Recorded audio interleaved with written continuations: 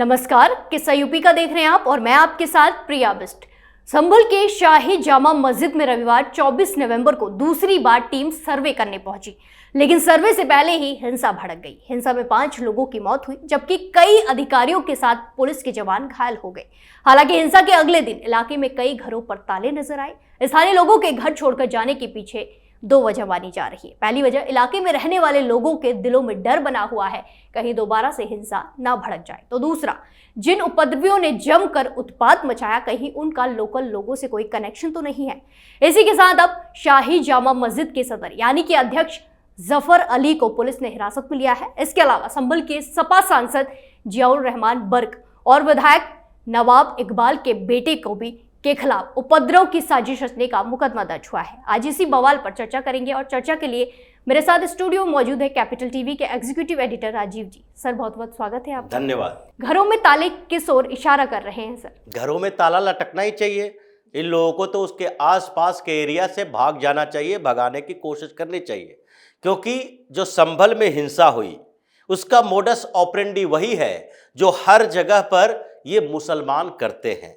Islamic सोच ही इस दिशा में है कि अगर अपनी बात मनवानी है तो हिंसा का सहारा लो, पत्थर फेंको, बम फेंको, बारूद फेंको। ये आज की बात नहीं है, 1500 साल से ये लोग यही करता रहा है। अगर इस्लाम के प्रसार का इतिहास देखा जाएगा तो भी ये पता चलेगा, मोहम्मद साहब जब इस्लाम शुरू किए तो उस समय मक्का से मदीना गए, भगाए गए, मदीना से फिर मक्का आए, वो तलवार के जोर पर ही आए थे। एक हाथ में तलवार, कुरान दूसरे हाथ में रहता था, ये बातें कही जाती है। जो स्थितियां इस्लामिक इतिहास का है कि ज्यादातर इस्लाम का प्रसार उस समय हुआ जब सत्ता में बैठे हुए शासक क्रूरतम स्थिति तक पहुंचे, यानी क्रूर बताए गए।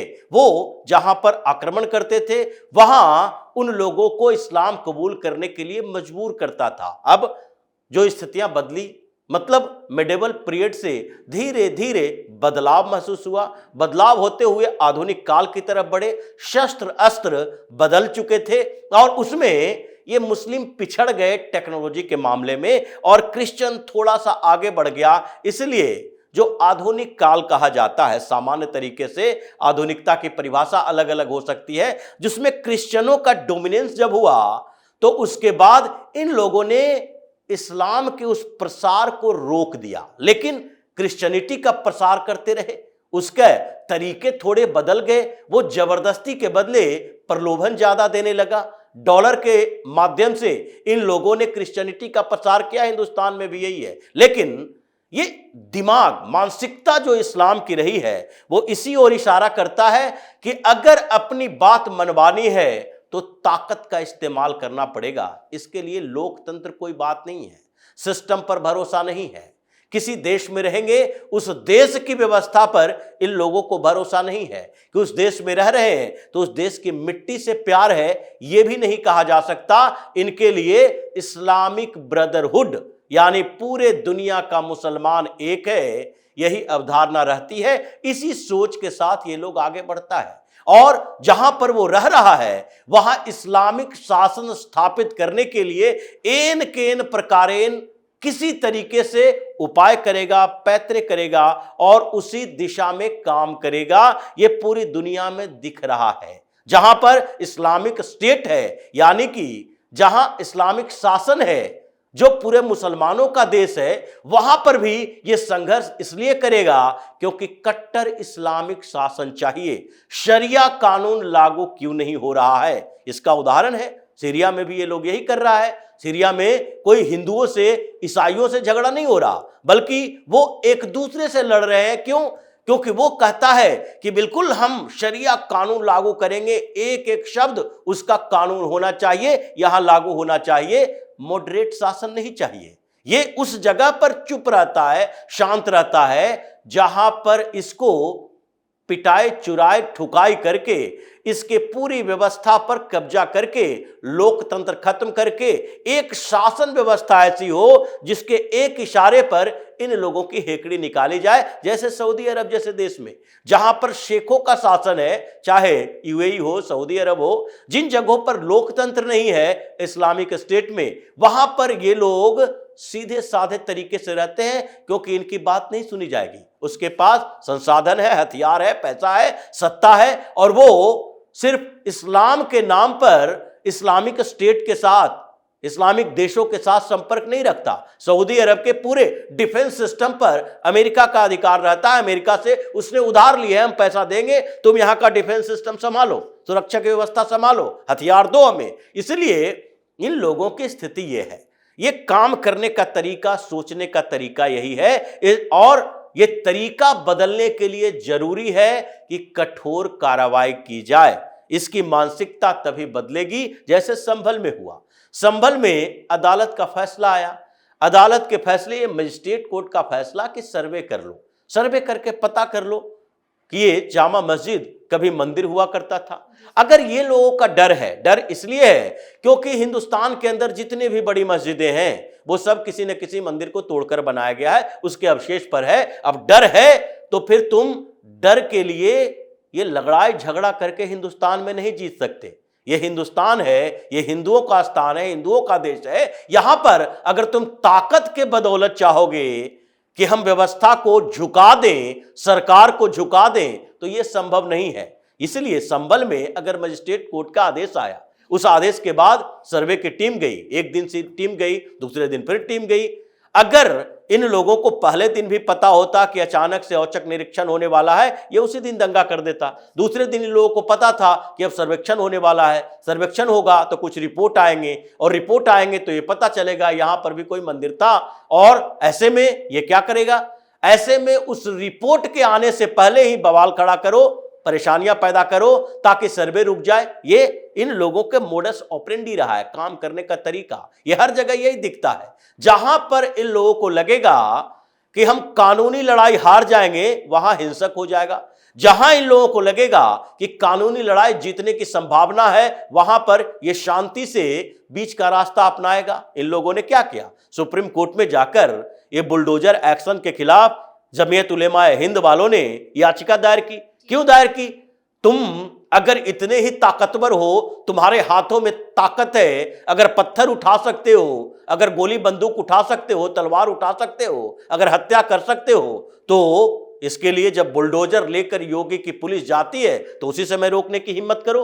तो तुम सुप्रीम कोर्ट क्यों जाते हो? सुप्रीम कोर्ट इसलिए जाते हो क्योंकि इस लोगों को लगता है कि बुलडोजर रोक नहीं सकते। पुलिस के सामने आएंगे तो अभी पहले की सरकारें नहीं है अखिलेश यादव जैसे लोगों की कि वहां पर पुलिस गई और वहां से फोन आ गया अखिलेश यादव के किसी मंत्री का, अखिलेश यादव का, इनकी पार्टी के नेता का, और बुलडोजर लेके पुलिस वापस चली गई या गिरफ्तार करने के लिए गई, दरवाजे से वापस चली गई, क्योंकि वहां एक अंदर बैठा हुआ मुसलमान है। और अगर एक मुसलमान की गिरफ्तार करता है तो अखिलेश यादव के ऊपर सवाल उठेगा कि मुसलमानों का संरक्षण नहीं कर रहा, मुसलमानों को परेशान कर रहा है, उसका वोट खिसक जाएगा। भारतीय जनता पार्टी को मुसलमानों की वोट नहीं चाहिए, ऐसे ये लोग देते भी नहीं है, और योगी ने ये कह दिया है। तो बुलडोजर को रुकवाना है, सुप्रीम कोर्ट में जाओ। नेम प्लेट पर विवाद हो, सुप्रीम कोर्ट में जाओ। तो अगर संभल के मस्जिद पर विवाद है तो सुप्रीम कोर्ट में क्यों नहीं गए? क्यों पहुंच गए वहां पर तीर तलवार लेके, पत्थर लेके, ट्रकों में भर भर के पत्थर लेके आ गए? तो पत्थर का जवाब पत्थर से मिल रहा है।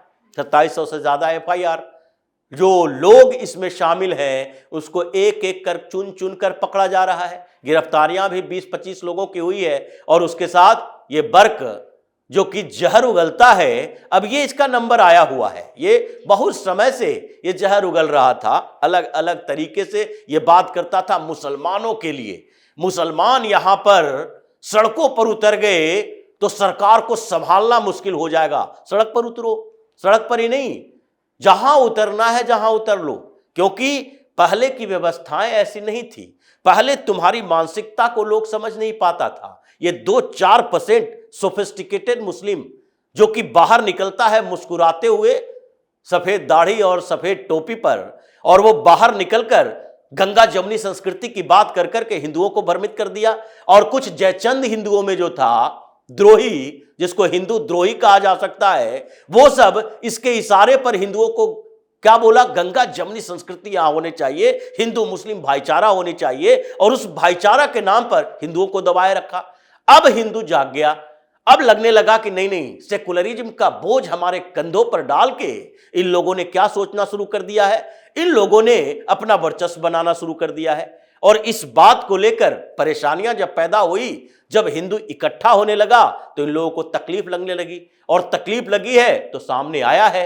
तो पाप का घड़ा भरते देर नहीं लगता, जब पाप का घड़ा भरता है तो ऐसे ही विस्फोट होता है। इसके विनाश का कारण यही बनेगा, ये दूसरा नहीं बनेगा। ये लोग जिस तरीके से व्यवहार हिंदुस्तान में कर रहा है, हिंदुस्तान एक तरह जब इसको फायदा दिखे तो डेमोक्रेसी की बात करो, फायदा दिखे तो लीगल सिस्टम की बात करो, फायदा दिखे तो उसके बाद मानवाधिकार की बात करो। जहां ये थोड़े वर्चस्व में आए, वहां पर मानवाधिकार गया तेल लेने, दूसरी चीजें गई बाढ़ में, और अदालत का दरवाजा नहीं खटखटाएंगे, सीधे मैदान में उतरेंगे तीर तलवार लेकर।